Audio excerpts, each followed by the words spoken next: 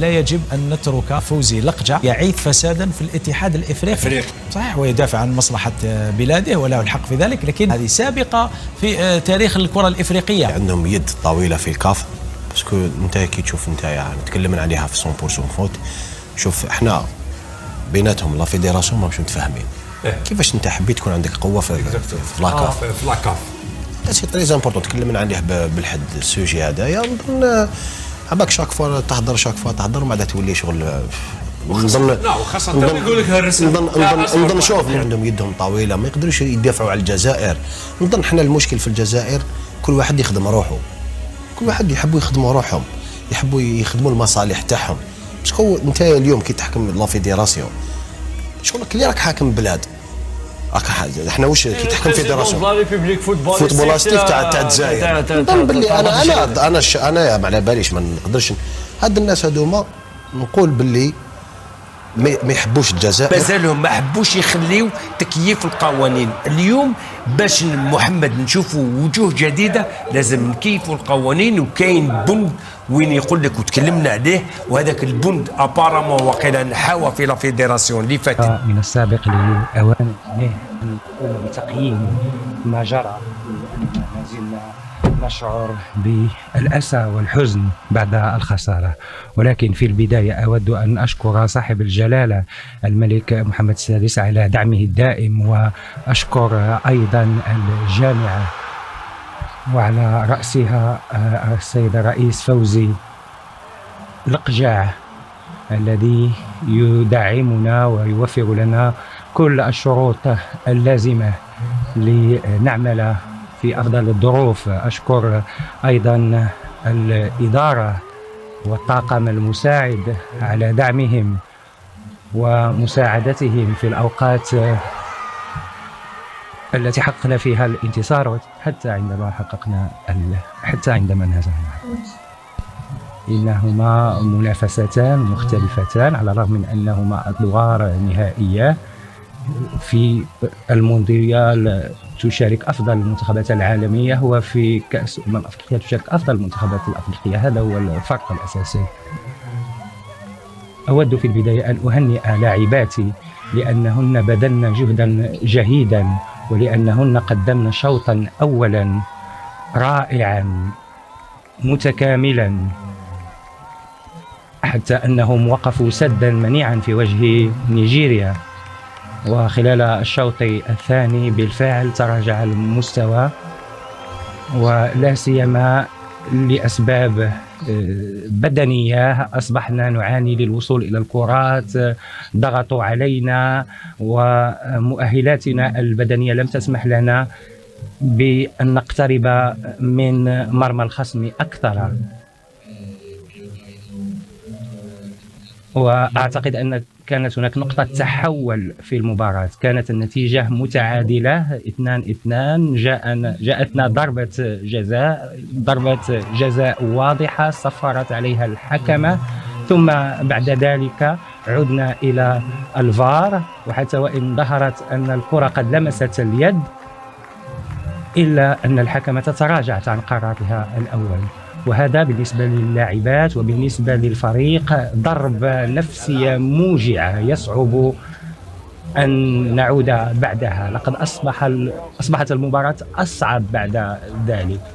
صحيح أن المنتخب في الشوط الثاني تراجع، وأن كان بإمكاننا أن نبذل مزيدا من الجهود، ولكن ما حسم هذه المباراة مباراة النهائي والسبب الذي جعلنا نحتفل اليوم بالفوز هو ضربة الجزاء التي ألغيت.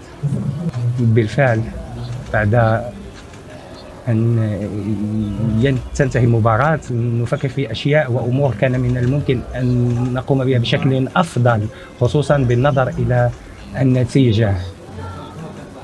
تحدث عن المستقبل. نحن حاليا نشعر بالحزن والأسى والإحباط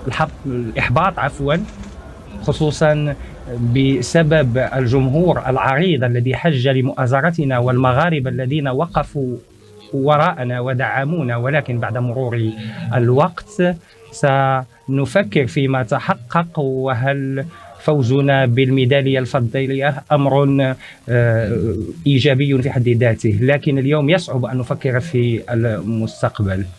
شخصيا عندي شخصية قوية وعازم على مواصلة التجربة ومواصلة هذا المشروع الذي بدأ بشكل جيد قبل سنتين، ولا ينبغي لنا أن نتخذ القرارات تحت ضغط العواطف والأحاسيس والمشاعر، أن نفكر في الأداء المتميز الذي قدمته اللاعبات، ولكن لم ننل اللقب بسبب تفاصيل بسيطة. أعتقد أن علينا أن نقوم بتقييم التجربة برمتها، نقوم بتقييم اللاعبات ونحلل أداءهن. هنالك لاعبات بلغنا من العمر 36 37 38 سنة، ولو لم يكن ملتزمات ويتدربن بشكل كافي لما استطعنا إتمام هذه المباريات الست التي خضناها. قلت أننا سنفكر في المستقبل لاحقا، لأننا الآن نشعر بهذا الحزن وهذا الإحباط كما قلت ذلك سابقا. عندما نرى النتيجة ونتأمل ما جرى أقبل ما حدث، كان من الممكن أن نحسن أو أن ندبر الشوط الثاني بطريقة أفضل. لا أحد يعلم ما كان سيحدث. اللاعبات اللائي أشركناهن أبن عن أداء جيد، ولكن كان من الممكن أن نحسن تدبير الشوط الثاني بطريقة أخرى. ومن ناحية أخرى لا أتفهم ولا أفهم القرار الذي اتخذته الحكمة. اتخذت قرارا ضربة جزاء، ثم كانت صور واضحة، ليست هي الصور التي قدمت الحكمة. إذا متابعينا الكرام، كما شفتم على الإعلام الجزائري يهاجم رئيس الجامعة الملكية المغربية لكرة القدم من جديد. الإعلام الجزائري ما كيحشمش نهائيا، خاصة أنهم عارفين أن المنتخب الوطني المغربي للسيدات تعرض لفضيحة تحكيمية من طرف الحكمة الإفريقية التي رفضت منح المنتخب المغربي النسوي ضربة جزاء واضحة بعد لمسة يد اللاعبة النيجيرية في منطقة العمليات ديال المنتخب النيجيري. الإعلام الجزائري ينشر من جديد أو يروج من جديد إن صح التعبير لنظرية الكولسة والمؤامرة، وذلك بعد احتجاج رئيس الجامعة الملكية المغربية لكرة القدم السيد فوزي لقجع على الحكم الرئيسية وحكام الشرط، بالإضافة إلى حكام الفيديو الفار بعد هذه الفضيحة التحكيمية الكارثية ضد المنتخب الوطني المغربي النسوي والذي كلفنا لقب كأس إفريقيا للسيدات.